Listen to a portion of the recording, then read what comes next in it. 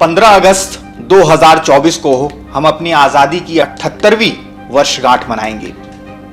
तिरंगा लहराएंगे, देशभक्ति की बातें करेंगे।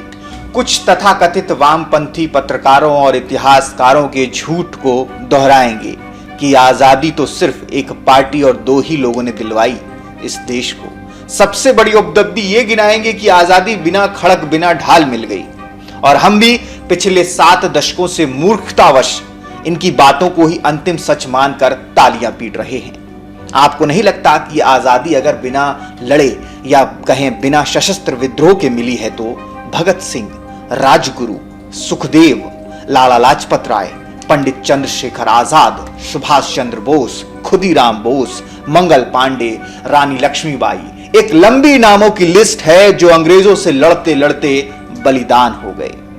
किसी ने अपनी जवानी लुटा दी तो किसी ने अपना बचपन, किसी ने अपने बच्चों की आहुति दे दी तो किसी ने अपने प्यार की, और हम बेशर्मी की तरह कहते हैं कि दे दी हमें आजादी बिना खड़क बिना ढाल, साबरमती के लाल तूने कर दिया कमाल। क्या कमाल किया? क्या यह कथन अपने आप में ही मानसिक नपुंसकता नहीं दर्शाता उन लोगों की जो सिर्फ एक परिवार या व्यक्ति की चटुकारिता करते रहे? अगर ये खून पीने वाले पिशाच आजादी तक भी रुक जाते तो ठीक था।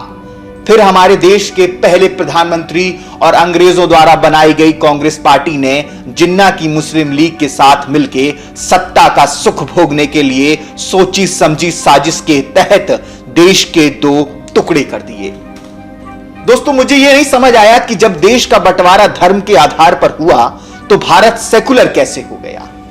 मुस्लिम को कायदे से पाकिस्तान मिला था, हिंदुओं को हिंदुस्तान। इसमें फिर आए गांधी जी और अनशन पर बैठे कि मुस्लिम पाकिस्तान जबरदस्ती नहीं जाएगा, उसका मन हो तो ही जाएगा। लेकिन हिंदुओं और सिखों को यह ऑप्शन नहीं दिया गया। हिंदुओं के लिए गांधी जी ने अनशन भी नहीं किया। हिंदुओं और सिखों को बेचारे कैसे ना कैसे अपना घर द्वार, जमीन, जायदाद सब छोड़ के भारत आने के लिए जाना पड़ा। लेकिन पाकिस्तान से आने वाली ट्रेनों में लाशें पटी पड़ी थी। जो जिंदा बचे थे वो ये भयावह नरसंहार देख एक जीवित लाश बन के रह गए थे। क्या बुजुर्ग, क्या बच्चे, क्या महिलाएं, क्या बच्चियां।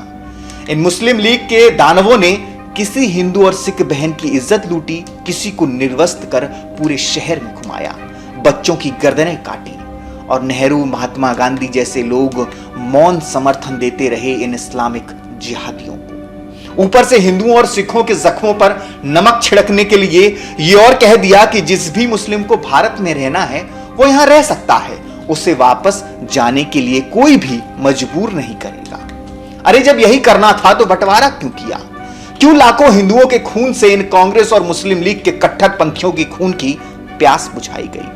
लगभग 1.25 करोड़ लोगों को अपनी जड़ों से उखाड़ दिया गया, जिसमें लगभग 50 लाख हिंदुओं और सिख को रातों रात पाकिस्तान से भागने पर मजबूर किया गया। जिसने रुकने की हिम्मत जुटाई उनकी बहन बेटियों की आबरू लूटी गई, पूरे के पूरे परिवारों को निर्ममता से मार डाला गया, और हिंदुओं को मारने वाला कोई और नहीं था, ये वही भाईचारे वाले लोग थे जिन्होंने मौका मिलते भाई को चारा बना डाला। बंटवारे से पहले हिंदू और सिख परिवार जिस अब्दुल के साथ बचपन से रहे, खेले कूदे, बड़े और बढ़े हुए, उसी ने पूरे परिवार को मार दिया या भगा दिया और उनकी संपत्तियों पर कब्जा भी कर लिया। भाईचारे के उदाहरण आपने ऐसा पूरी दुनिया में आपको ऐसा भाईचारे का उदाहरण कहीं पर भी नहीं मिल सकता।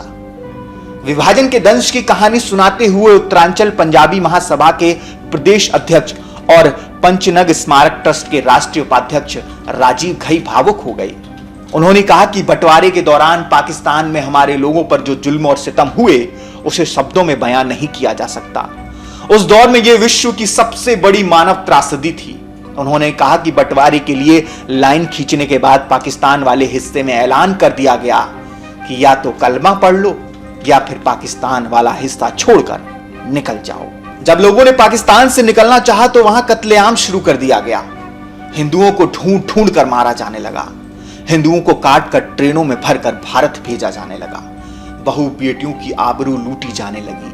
अपनी आबरू बचाने के लिए कई वीर बच्चियां और महिलाएं कुएं में कूद गईं। कुछ ने खुद को आग के हवाले कर लिया। कुछ माता पिता ने इज्जत बचाने के लिए खुद ही अपनी बेटियों को जहर देकर मौत की नींद सुला दिया। कुछ ने गला घोट दिया। जहां हिंदुओं की ट्रेनें रुकी वहां पानी की टंकियों में जहर मिलाया गया। इससे हजारों की संख्या में लोगों की मौत हो गई। घई बताते हैं कि देश बंटवारे की भयानक त्रासदी को, बुजुर्गों के त्याग को युगों युगों तक भुलाया नहीं जा सकता है।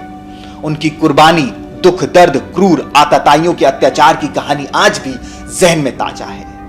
उस दौर में इतनी बड़ी संख्या में लोग मरे थे कि कई लोगों को अंतिम संस्कार तक नसीब नहीं हुआ था। लाशों को गिद्ध नोच नोच कर खा रहे थे।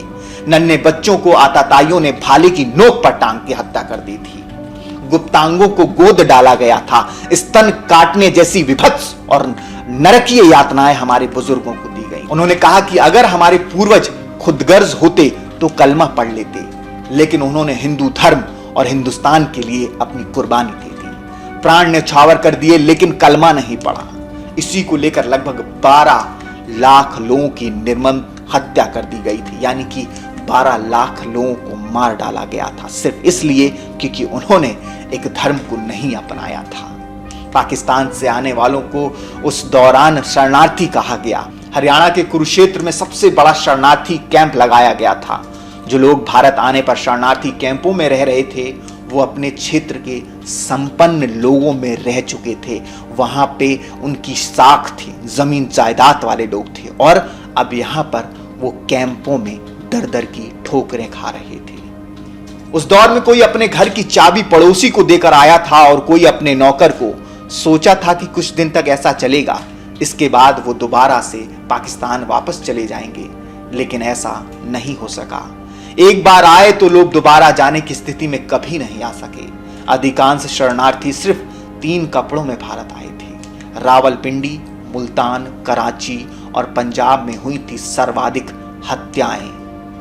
राजीव घई बताते हैं कि उस दौर में आतताइयों ने रावलपिंडी, मुल्तान, कराची, लाहौर और अविभाजित पंजाब को अपना अड्डा बना लिया था। सबसे ज्यादा हत्याएं इन्हीं शहरों में हुई। आतताइयों की भीड़ के हत्थे जो भी चढ़ा उसे काट डाला गया।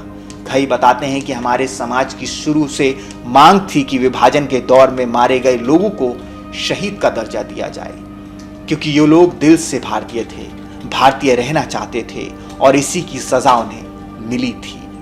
अगर वो कलमा पढ़ लेते तो शायद उनके साथ ऐसी जाति नहीं होती।